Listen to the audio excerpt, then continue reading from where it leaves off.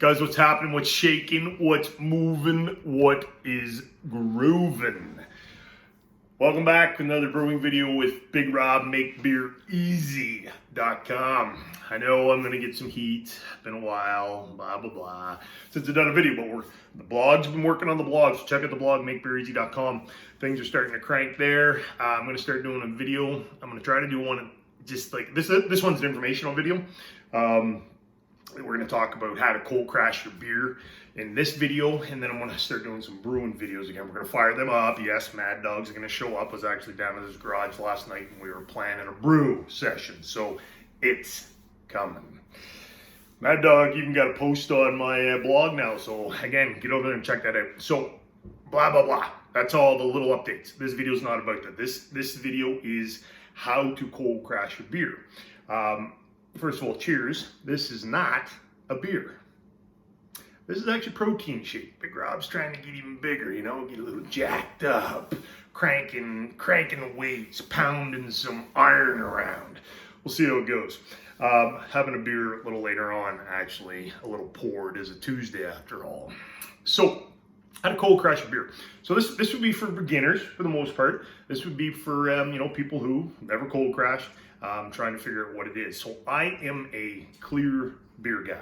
Okay, when it comes to the whole cloudy versus clear argument, I'm definitely all about the clears. Okay, I'm gonna close my patio door because we got people listening in. People trying to get some brewing advice for free by listening in through my patio door. Ain't gonna happen. You want some brewing advice, you get your ass on MakeBeerEasy.com. So, I'm of the clear beer camp for the most part, okay? I know there's a big craze out there. There has been a craze for the hazy, cloudy beers, and that's cool, and it has a place.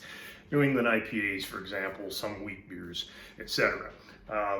I like New England's. They're not my favorite. I do enjoy them from time to time. If the sun's shining, then yeah, I can definitely crank back quite a few of those bad boys.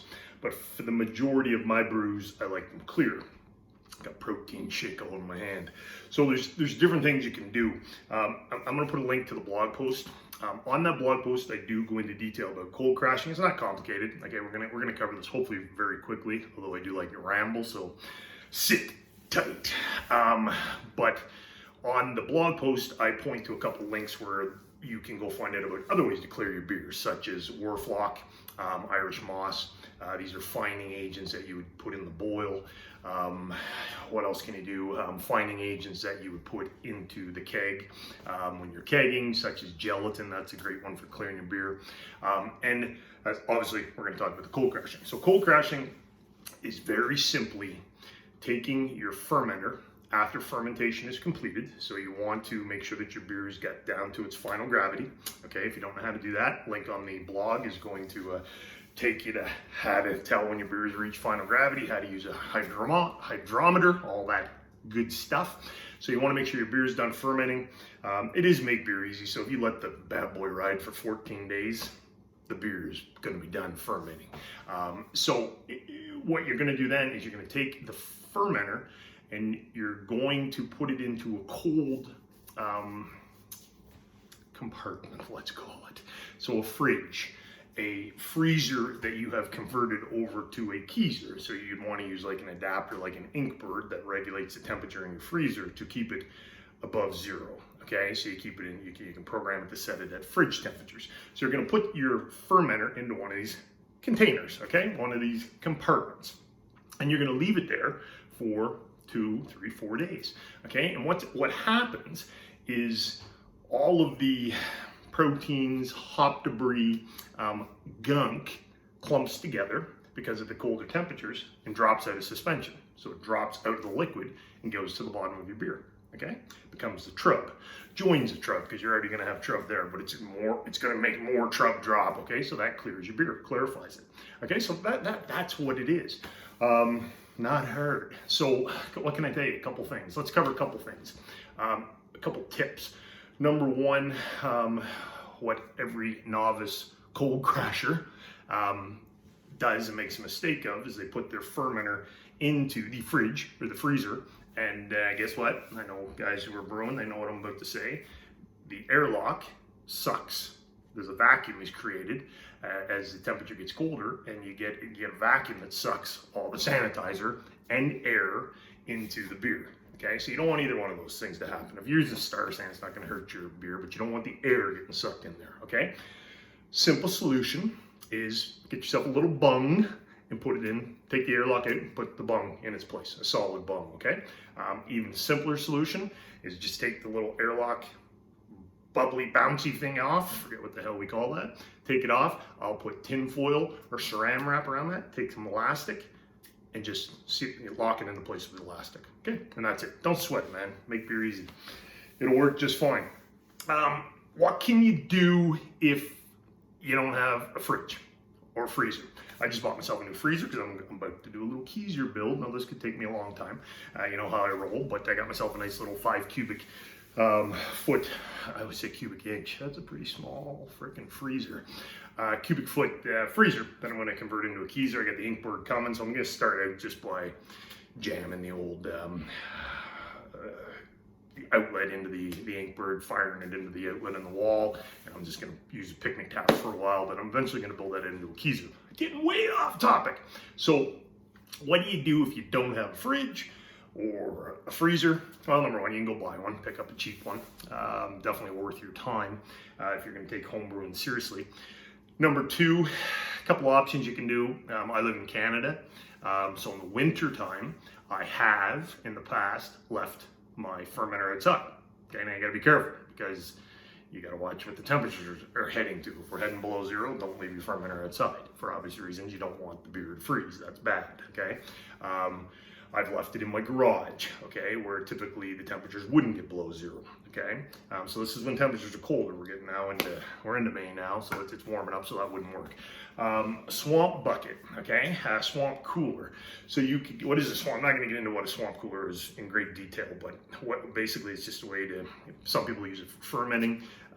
When temperatures get too high, say you live down south or what have you, or here in the summertime, it can even get too hot to ferment because the fermentation temperature gets too hot. Temperature would ruin your beer. So they use a swamp bucket, which is basically, I just freaking get done saying I'm not going to sit here and describe it. Here we go describing it. Basically you get a Rubbermaid container, big ass one that your fermenter can fit in, okay? So for cold crashing, you put some cold water in there, you fill it with ice, water bottles, pop bottles, soda bottles, whatever some Americans call it, soda bottles. Fill them with ice and put the fermenter in that bad boy. Replace the ice every once in a while, every 12 hours or what have you. And then what you do is you get a wet towel and you drape it over the, like you're getting a big rub hug. You drape it over the fermenter, okay? And you let the edges of the towel soak in the water, okay? And that will drop the temperature in the beer, okay? In the fermenter. So the temperature in the beer drops and bam, you're doing some cold crashing. So that's it, guys. That real basic concept works incredibly well.